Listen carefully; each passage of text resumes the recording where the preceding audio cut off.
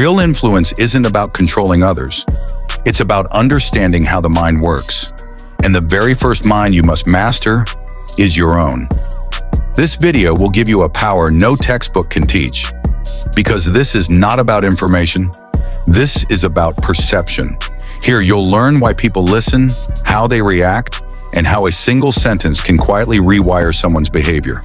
Whoever understands this wins exams, earns trust, and stays 3 steps ahead of everyone in the room. This journey will separate you from the ordinary into the kind of person who speaks less, but every word hits with impact, who gets help without even asking, who changes the room without raising their voice.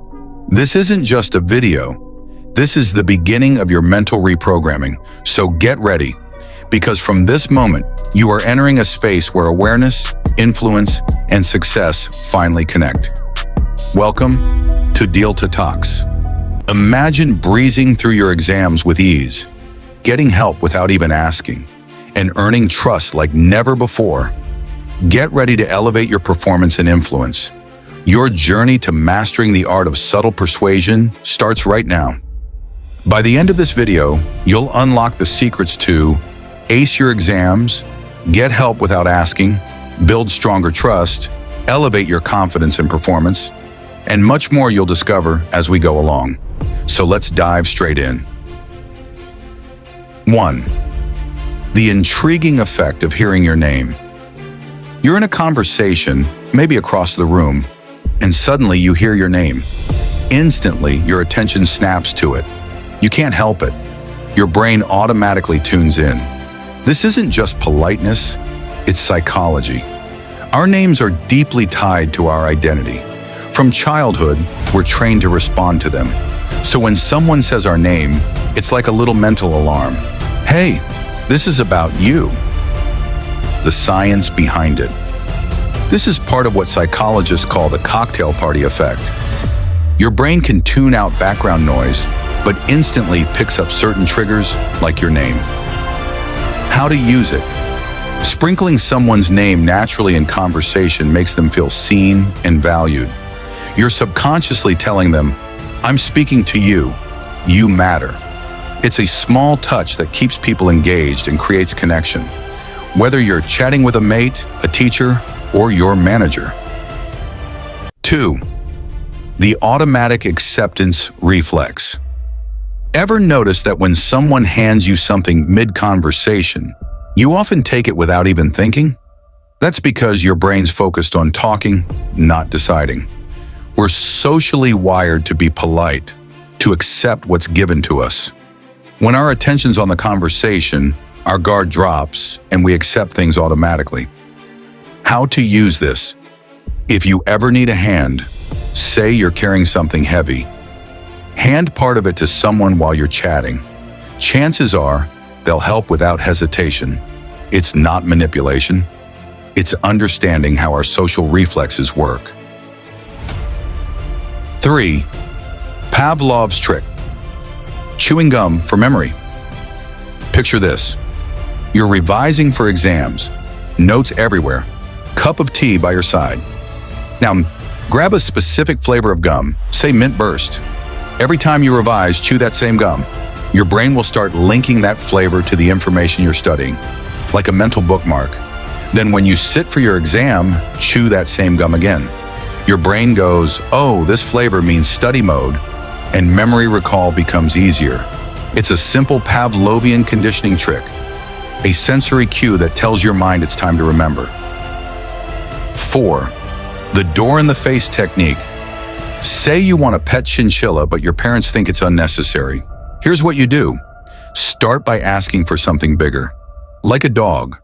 When that gets turned down, and it probably will, follow up with the chinchilla request. Compared to the dog, it suddenly seems totally reasonable. That's the door-in-the-face technique.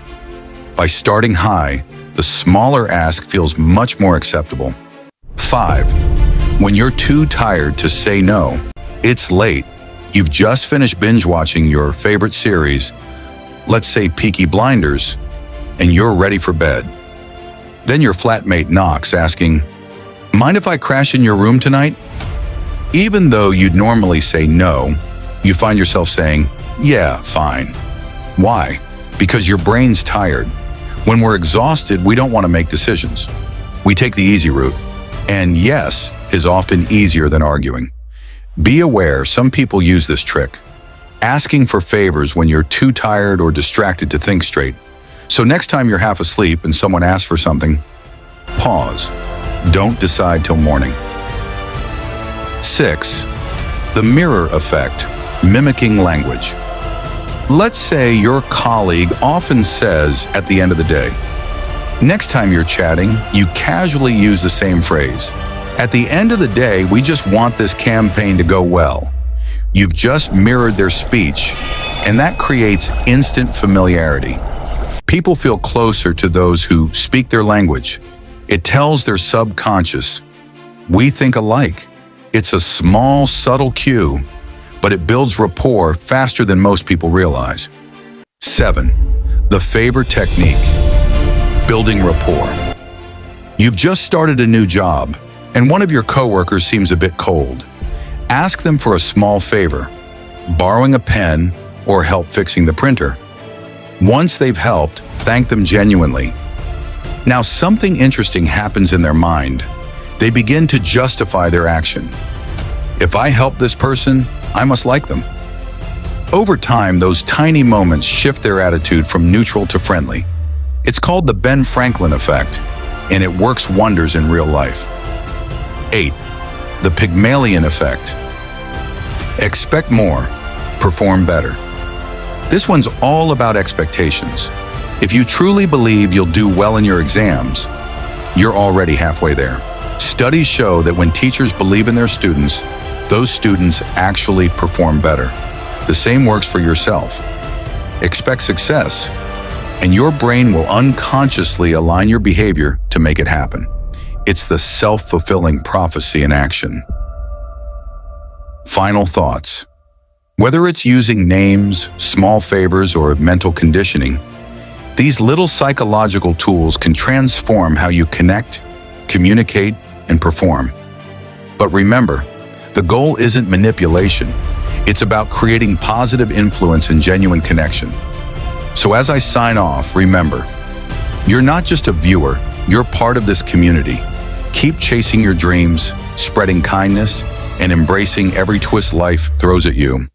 And hey, don't forget to hit that notification bell, yeah?